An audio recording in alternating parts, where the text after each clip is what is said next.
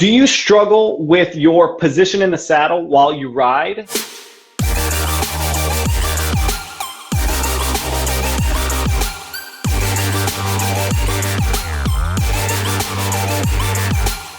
Today, I'm going to be helping you understand the compensations in your body that are potentially causing you to have these issues while you ride.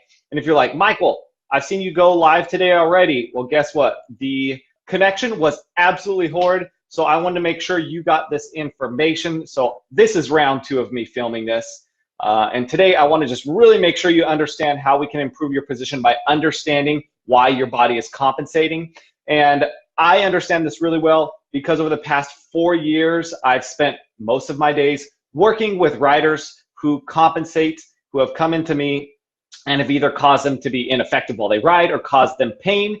And through the training of Greg Roscoff's muscle activation techniques, I've been able to expose them to how we can improve this situation. So that's what we're going to go over today. I would love at any point in time, if you have any questions or ideas or concerns, leave me a comment down below or just to say hi. Whatever it is, don't leave this video unless you leave in a comment. Well, you can leave this video, but leave a comment first or give me a big thumbs up. I want to engage with you. That's how I can help you out the most, is by learning how I can better serve you. So today, we're going to be learning what causes you to compensate and how that negatively affects you while you're riding, and also potentially causes pain in the saddle and out of the saddle. And hopefully this connection is a lot better than the last one, because this is important information for you to understand. Rider position. We're going to start with muscle contraction. What is muscle contraction? Well, let me tell you, it's everything that you should be concerned with. It's probably the most important thing while you're riding for both you and your horse. Muscle contraction is the ability to use your muscles. So your brain, in order for us to move, in order for you to move, in order for your horse to move, our brain has to send signals to our muscles, and those signals say move or contract. They don't say move, they say contract. And those muscle contractions are what allow us to move. So our brain's ability to communicate with our muscles creates muscle contractions, which move us. Now, these muscle contractions, this communication from our brain to our muscles is what's going to be very important, and what either allows us to do what we want or doesn't allow us to do what we want. So this muscle contraction, this communication to your muscle contraction, can be negatively affected by 3 things. Those 3 things are stress, trauma, and overuse. So any one of these things, stress, trauma, and overuse, can negatively impact the ability of your brain to communicate with your muscles. Now, stress is going to be something like a physical stress, which is anything physical you're doing, like if you're going to go work out, if you are going to, and you can do some workouts that are not so positive for your body. Riding your horse, anything that you're doing physically is a stressor on your body. There are just some stressors that we can control and have a positive outcome, but it is stress on your body. There is emotional stress and chemical stress. So if you're exhausted because you've had an emotional day, your work has caused you stress, that can negatively impact your communication here and cause some negative effects. And then chemical stress, basically whatever you put into your body can be a stressor for your neuromuscular system. So whether it's medication, whether it's food, whether it's alcohol, whether it's whatever drugs you're doing, can cause be a stressor on your body and negatively impact your muscle contraction. Trauma, this is going to be any type of accident that you've had. So if you've fallen off your horse, if your horse has fallen on you, if your horse has stepped on you, if you're like me and went hiking and took a long fall and fractured your back and ankle. Those are traumatic events. Any kind of trauma can decrease muscle contraction or your ability for your brain to communicate with your muscles. Overuse, that is going to be things you do on a consistent basis. This typically is either going to be work or sports related. In work, you're usually doing the same things over and over again with your muscles, whether that's sitting down, whatever your work asks you to do. It's pretty repetitive for the most part. And then sports. Riding your horse is asking you to use the same muscles over and over. Any sport, you can be potentially overusing muscles. So how do these 3 things negatively impact our ability to move? Well, they cause inflammation. I'm going to write INF. We all know that this is inflammation due to the awesome drawing around inflammation. So all 3 of these cause inflammation. Now, inflammation is, we don't have to worry about that. Actually, we're going to worry about that. Inflammation acts as an interference or inhibitor to our muscles' ability to communicate, our brain's ability to communicate with our muscles. So it acts as an interference to muscle contraction. So it's kind of like a cell phone.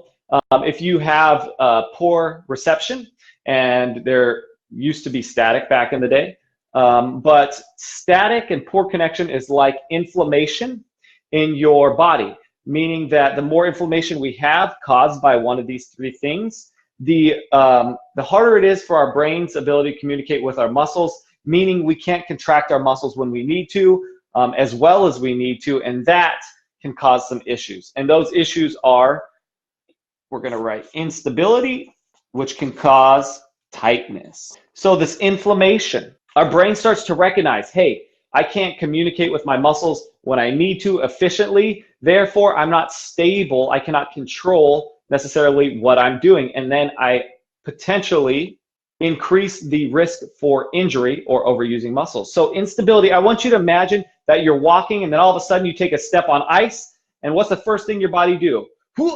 It tightens up, and it's going to tighten up, and you're going to take little steps, and you're not going to move because you recognize you just lost all the stability under your feet, and you are tightening up to protect you. So instability creates tightness, and this tightness is your body's natural way to protect you. So if you are someone who has ever experienced tightness in muscles, muscle tightness, either after riding, let me know in the comments down below. I used to experience this all the time when I was playing sports, when I was playing baseball in high school, when I was dancing professionally in Los Angeles.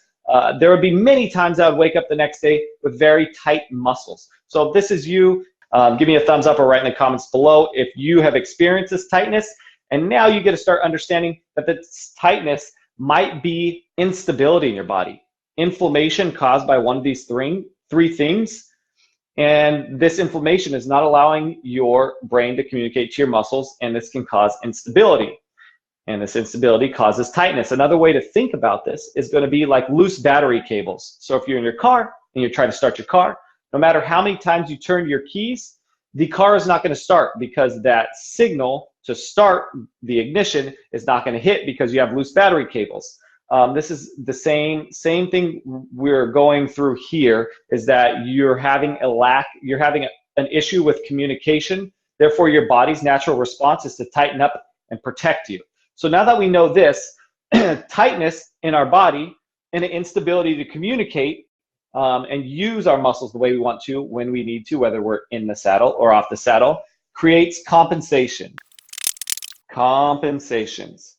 And these compensations are great in the short term, and compensations just meaning that you can't use exactly what you want to use and your body's tightening up. Therefore, your body's going to figure out a new way to get from point A to point B as efficiently as possible. So it's going to use other muscles to help out and produce movement that you're lacking elsewhere.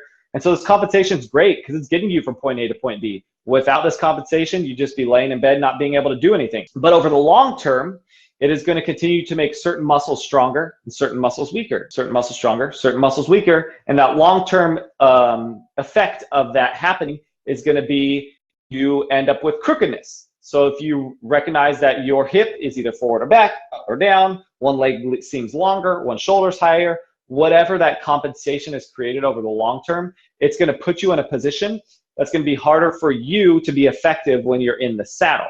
So if that, again, if that is something that hits home for you and you recognize that you're either crooked in one area or the other, whether it's in your hips, your shoulder, let me know down in the comments below. I'd love to give you some information on how we can start to improve that, some more information to improve your understanding of that.